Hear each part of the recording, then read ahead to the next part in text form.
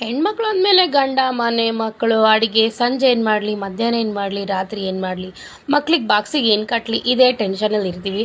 ಅದೇ ಟೈಮಲ್ಲಿ ನಮಗೆ ನಾವು ಟೈಮ್ ಕೊಡೋಳೋದು ತುಂಬ ಕಡಿಮೆ ಅನಿಸುತ್ತೆ ಅಲ್ವಾ. ಸೊ ನಮಗೆ ನಾವು ಇದ್ರ ಮಧ್ಯೆ ಸ್ವಲ್ಪ ನಾವು ಟೈಮ್ ಕೊಟ್ಟರೆ ಬೆಟರ್ ಅನಿಸುತ್ತೆ. ನಾವು ಚೆನ್ನಾಗಿದ್ರೆ ಅಲ್ವಾ ಮನೆ ಚೆನ್ನಾಗಿರೋದು. ಸೊ ನಾನು ಸ್ವಲ್ಪ ಎದ್ದು ವಾರ್ಮಪ್ ಎಲ್ಲ ಮಾಡಿ ಮನೆ ಕೆಲಸ ಎಲ್ಲ ಮುಗಿಸಿ 8 ಗಂಟೆ ಆಯಿತು. ರೆಡಿಯಾಗಿ ಅವಳನ್ನೇ ಸ್ಕೂಲಿಗೆ ಬಿಟ್ಟು ಬಂದು ನಾನು ಮಗನ ಹಾಸ್ಪಿಟ್ಲಿಗೆ ಕರ್ಕೊಂಡು ಹೋಗ್ತಾ ಇದ್ದೀನಿ. ಯಾಕೆ ಅಂತ ಹೇಳಿದ್ರೆ ಸ್ವಲ್ಪ ಕಿವಿ ನೋವು ಅಂತ ಹೇಳ್ತಾ ಇದ್ದ. ಸೊ ಹೋಗಿ ತೋರಿಸ್ಕೊಂಡು ಬಂದೆ. ಕಿವಿ ಸ್ವಲ್ಪ ಕ್ಲೀನ್ ಮಾಡಬೇಕು ಅಂತ ಹೇಳಿದ್ರು. ಸೊ ನಮಗೆ ನಮ್ಮ ಟೆನ್ಷನ್ ಆದರೆ ಇವನಿಗೆ ಆ ಲಿಫ್ಟಲ್ಲಿ ಹೋಗೋದು ಬರೋದು ಅಂತಲೇ ಒಂದು ಆಟ ಅವನಿಗೆ.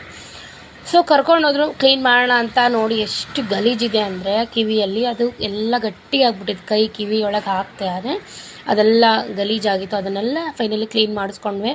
ಲೆಫ್ಟ್ ಸೈಡ್ಗೆ ಫಂಗಲ್ ಇನ್ಫೆಕ್ಷನ್ ಆಗಿದೆ. ಯಾಕಾಗುತ್ತೆ ಅಂತ ಹೇಳಿದ್ರೆ ಸ್ನಾನ ಮಾಡುವಾಗ ಮಕ್ಕಳು ಕಿವಿಯಲ್ಲಿ ನೀರು ಹೋದರೆ ಅದನ್ನು ನಾವು ಎಂಡಲ್ಲಿ ಕ್ಲೀನ್ ಮಾಡಿಲ್ಲ ಅಂತ ಹೇಳಿದ್ರೆ ಆ ರೀತಿ ಇನ್ಫೆಕ್ಷನ್ ಆಗುತ್ತೆ ಅಂತ ಹೇಳಿದ್ರು. So be careful. ಮಕ್ಕಳಿಗೆ ತಲೆ ಸ್ನಾನ ಮಾಡುವಾಗ ಕಾಟನ್ನು ಕಿವಿ ಒಳಗಡೆ ಇಟ್ಟು ತಲೆ ಸ್ನಾನ ಮಾಡಿಸಿ ಅವನಿಗೆ ಫೈನಲ್ ಎಲ್ಲ ತೋರಿಸ್ಕೊಂಡು ಸಮಾಧಾನ ಮಾಡಿಸಿ ಅವನನ್ನು ಸೀದಾ ಹೋಗಿ ಮತ್ತೆ ಸ್ಕೂಲಿಗೆ ಬಿಟ್ಟು ನಾನು ಮನೆಗೆ ಬಂದೆ. So this is my day. Thank you all. Keep watching.